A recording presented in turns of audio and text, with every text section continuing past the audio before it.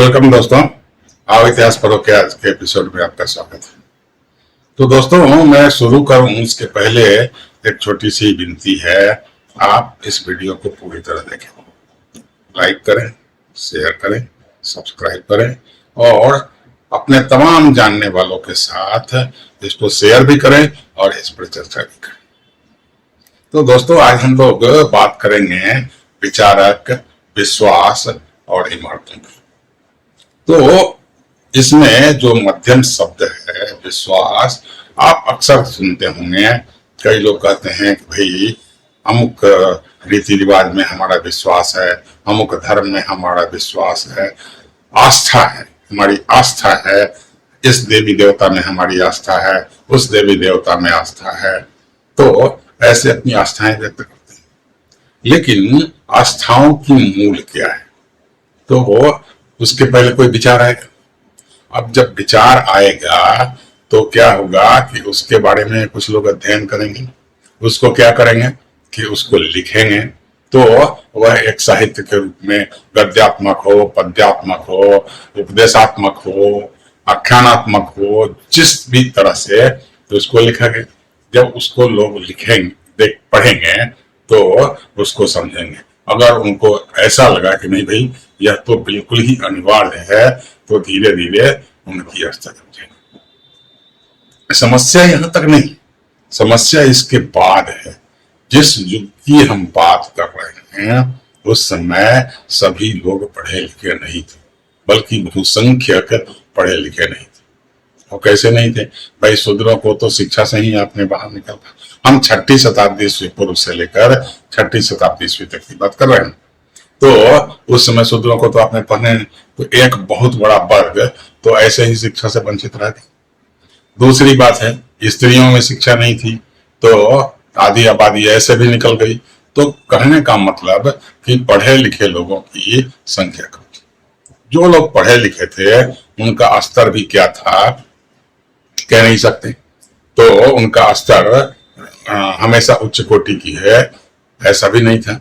तो ऐसे हालत में क्या होगा कि आम लोगों के समझने के लिए कुछ प्रतीकात्मक, कुछ दृश्यात्मक, जिसको देखा जा सके, जिसको समझा जा सके, और जिनको उन विश्वासों के साथ, उन महापुरुषों के साथ, उन रीति रिवाजों के साथ, उन परंपराओं के साथ जोड़कर उस पर अपना विश्वास या अपनी आस्था व्यक्त की जा सके। तो ये तीनों पद क्या हैं कि विचारक, विश्वास और इमारतें। अब इमारतों में क्या बनी भाई? ज्यादा करके तो धार्मिक इमारतें बनी। क्या हुए? मंदिर बनाए गए, हिंदुओं ने मंदिर बनाए। चलिए, बौद्धों ने क्या किया कि अपना बौद्धिक धर्म के जो भी स्तूप बने, उनके कई चीजें बनी, तो और उनकी मूर्तियां भी बनी। तो इन मूर्तियों को उसमें विग्रह के रूप में, मूर्ति के रूप में गर्भगृह में स्थापित किया गया। और लोग जब उसको देखते हैं तो कहते हैं कि नहीं भाई यह हमारी प्राचीन सभ्यता की महान खोज है। तो दोस्तों, 6ठी शताब्दी ईस्वी पूर्व वैसे तो पूरे दुनिया के लिए एक धार्मिक और एक दार्शनिक क्रांति का समय था। चीन में भी हुआ, ईरान में भी हुआ, मेसोपोटामिया में भी हुआ, भारत में भी हुआ। लेकिन यहाँ हम लोग भारत की बात करें तो भारत के दो महान दार्शनिक भगवान बुद्ध और भगवान महावीर का जन्म हुआ। और इन लोगों की का चिंता, इन लोगों की चिंतन, इन लोगों के प्रयास सब कुछ मानव कल्याण से जुड़ा हुआ था। तो ये मनुष्य का कल्याण कैसे होगा, मनुष्य दुखों से मुक्ति कैसे पाएगा, इन विषयों पर लगातार ये लोग सोचते रहे, भ्रमण करते रहे। गृह त्याग कर दिया, परिवार का त्याग कर दिया और तमाम तरह के कष्ट झेले, उठाए, और अंत में इनको क्या होता है कि ये मोक्ष की प्राप्ति, मोक्ष की निर्वाण, उसको निर्वाण कहते हैं, निर्वाण की प्राप्ति हुई। और इन लोगों ने अपने शोध को, अपने सोच को, अपने विचारों को सबके सामने प्रस्तुत किया। और जब यह एक बार प्रस्तुत हो गया तो धीरे धीरे लोगों की सहमति इनके तरफ बनती चली गई। यानी कहने का मतलब कि इनके प्रति लोगों का विश्वास बढ़ता चला गया। तो देखिए, विचारक हुए, मूल विचारक यहाँ अगर बौद्ध धर्म की बात करें तो मूल विचारक भगवान बुद्ध हैं। जैन धर्म की बात करें तो मूल विचारक भगवान महावीर हैं। लेकिन उनके विचारों से प्रेरित होकर कुछ लोगों ने उनके विचारों को पर चर्चा की, सुना, कहा, मौखिक रूप से भी लोगों को सुनाए, और कुछ लोग तो क्या हुआ कि इसको साहित्यिक रूप से लिखने का काम किया। अब वो त्रिपिटक हो या अन्य बौद्ध और जैन साहित्य हो, तो उस तमाम चीजों में लिखी गई। लेकिन समस्या तो वही थी कि सभी लोग पढ़े लिखे नहीं थे।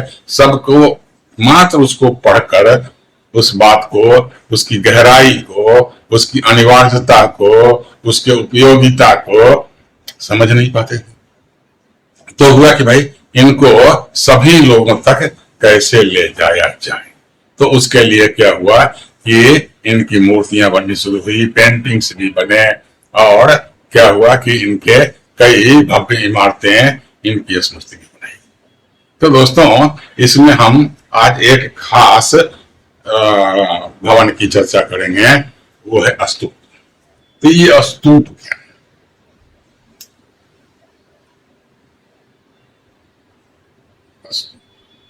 तो स्तूप क्या है कि एक डोम से कहें तो एक ऐसी संरचना है, और इसके चारों तरफ क्या है कि ये प्रदक्षिणा के पथ बने, और ऊपर में क्या बना हुआ है, एक आयताकार हर्मिका बनी है।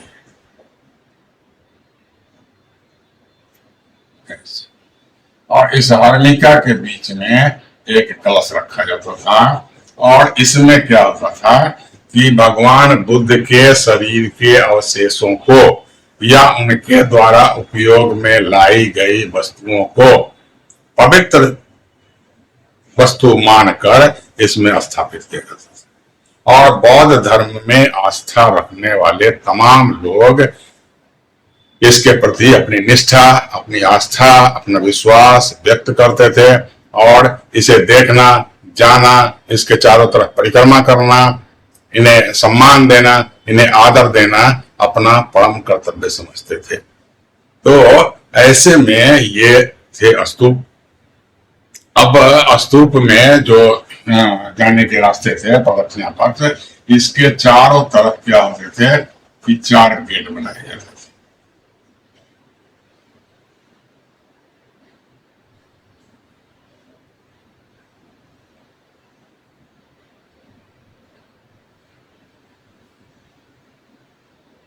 बनाए हैं। तो इसको हम लोग बोलते हैं तोरण। ये क्या है? ये है गुंबज। ये क्या है? ये रास्ता क्या है? प्रदक्षिणा पथ। और ये क्या है? ये है तोरण द्वार। तोरण द्वार। ये क्या है? हर्मिका है। और ये क्या है? पवित्र कलश है। और इसी कलश में भगवान बुद्ध के शरीर के अवशेषों को, या ऐसा कहें कि उनके द्वारा जो भी वस्तुएं उपयोग में लाई जाती हो, चाहे उनका वस्त्र हो, उनका माला हो, या ऐसी कोई भी वस्तु वो जो उनके द्वारा काम में लाई गई थी, या उनके जो महान संत थे बौद्ध भिक्षु, तो उनके अवशेष इत्यादि को भी यहाँ रखते हैं। तो ये पूरे भारत के विभिन्न हिस्सों में इस तरह के कई स्तूप का निर्माण हुआ था। आज हम लोग एक खास स्तूप की बात करें जो बड़ा इंटरेस्टिंग है। तो ये खास स्तूप की हम बात क्या कर रहे हैं, हम सांची कर रहे हैं। चलिए, सांची का स्तूप यह सांची का स्तूप मध्य प्रदेश के सांची में है। मध्य प्रदेश के सांची नामक जगह में, और यह भोपाल से कोई 20-22 किलोमीटर उत्तर पूर्व की दिशा में है। और यह क्या है कि एक छोटी पहाड़ियों के बेसिन में बना हुआ है। तो इसमें ऐसे कई स्तूप बने हुए हैं, लेकिन एक मुख्य स्तूप, और यह क्या है, स्तूप क्या है कि आज भी पूर्णतः सुरक्षित है, और आज के तिथि में यह आर्कियोलॉजिकल सर्वे के निरीक्षण में उसके द्वारा सुरक्षित और संरक्षित है। तो इसकी खोज तो अंग्रेजों ने की, कनिंघम ने किया। तो इसकी खोज हुई और नतीजा था कि यह एक सुरक्षित निकाला गया, और इस पर अब इतिहासकारों की नजर पड़ी। उन लोगों ने इसके महत्व को, उसके निर्माण को, उसकी कला को और तमाम तरह की चीजों को देखना, सुनना, समझना शुरू किया। लेकिन जब यह मिल गया तो विदेशियों का, खास करके फ्रांसीसियों का और अंग्रेजों का को दृष्टि इस पर पड़ना शुरू हुई। वो इसके कई हिस्सों को, तोरण द्वार को, हर्मिका को, कलश को अपने देश में ले जाकर वहां के संग्रहालय में, म्यूजियम में स्थापित करना चाहते थे। और इसके लिए वो लोग भोपाल के राजघराने से, वहां की जो रानी थी, उससे संपर्क करना शुरू कर दिया। लेकिन संजोग इतना अच्छा हुआ कि इसमें दो पक्ष खड़े हो गए। अब ये दो पक्ष कौन थे? अंग्रेज भी चाहते थे कि इसको हम ले जाएं और लंदन में स्थित अपने किसी म्यूजियम में स्थापित करें। और वास्तव में अगर आपको कभी भी मौका मिलता है ना, एक बार सांची जरूर, अगर सांची को आप देखें तो आपको समझ में आएगा कि भारतीय कला का स्तर क्या था, भारतीय आस्था का, विश्वास का स्तर क्या था, भारतीय निर्माण शैली क्या थी। तो आपको यह समझ में आएगा। तो खैर ये दोनों आपस में लड़ना शुरू हो गए। लेकिन भोपाल की रानी शाहजहां बेगम ने इस बात को समझ लिया, कहा कि भाई ये हम इतना कीमती है कि इसके लिए अंग्रेज और फ्रांस के दोनों देश के लोग जी तोड़ परिश्रम में लगे हैं। तो यदि यह इतना ही महत्वपूर्ण है तो क्यों नहीं हम मेरे पास रहे, क्यों नहीं ये हमारे देश में रहे। यह एक धरोहर है, और कैसा धरोहर है भाई? अनोखा धरोहर है, बेशकीमती, जिसका कोई मूल्य नहीं हो सकता। तो ऐसे चीज को हम जाने नहीं दें। तो शाहजहां बेगम ने और बाद में उनके वंशज के और रानियों ने क्या किया कि इसकी सर सफाई, इसकी मरम्मती, इसका देख रेख करने की व्यवस्था की। उस पर काफी कुछ धन खर्च किया। वहां सड़कें बनाई गई, वहां विश्रामालय वहां बनाए गए जहां टूरिस्ट आते हैं तो वहां रह सकें। और नतीजा क्या हुआ कि यह पूरा का पूरा सांची का स्तूप, इसके तोरण द्वार, जो दुनिया की एक अनोखी कला का प्रतीक है, का एक जीता जागता सबूत है, वह भारत में ही बच सका। तो हमें भोपाल के उस राजघराने का, शाहजहां बेगम का शुक्रिया अदा करनी चाहिए। तो यह भी, अब इसकी खूबियां क्या है कि इसमें क्या है कि यह है एक भव्य स्तूप तो है ही, जैसा कि मैंने पहले भी आपको चित्र में बताने की कोशिश की, क्योंकि उतना अच्छा चित्र तो हम बना भी नहीं सकते। तो इसमें क्या है कि एक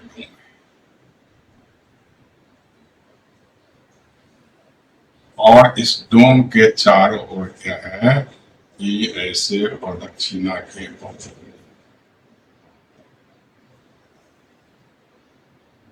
और ऊपर में क्या है कि एक हर्मिका बनी हुई है।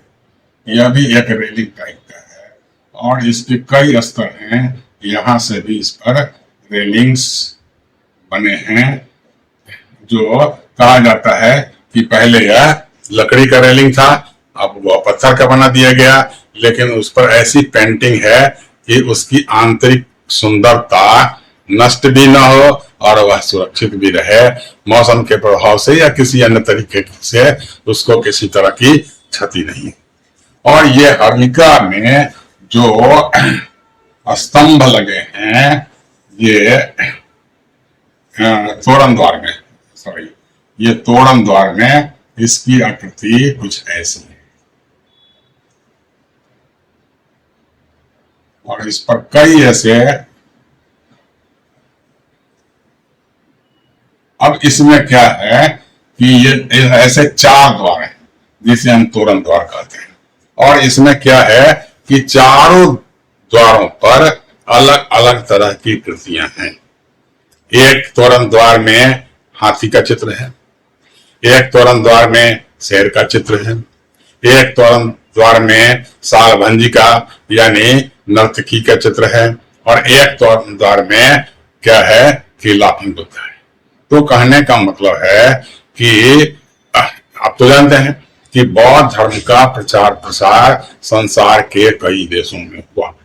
तो कुछ लोग कहते हैं कि भाई यह है सालभंजिका का चित्र है, यह नर्तकी का चित्र है। जब वो एक संत थे, वो वैराग्य को अपनाया था उन्होंने, तो फिर उनके स्मारक पर ये इस तरीके की चित्र क्यों लगी? तो ये देखने वाले की दृष्टि की बात है। यह भारतीय कला का प्रतीक है, यह नारियों को सम्मान है। आप उसे नर्तकी कहकर उसे निम्न सोचने का भूल न करें।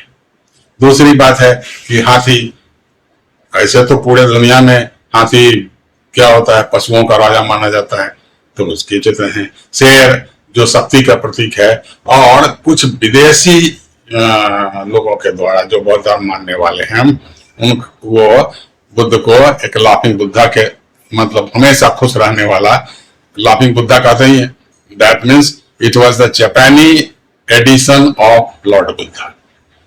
यह तो इस तरह की तस्वीरें लगी है, और ये इतनी खूबसूरत है। ये पिलर्स जो हैं श्वेत पत्थर के बने हैं, इतने चिकने हैं, और सबसे बड़ी बात क्या है कि यह मोनोलिथिक का मतलब है पत्थर के एक ही टुकड़े का बना हुआ है, और इतना चिकना, इतना स्मूथ है ना, तो क्या कहना है।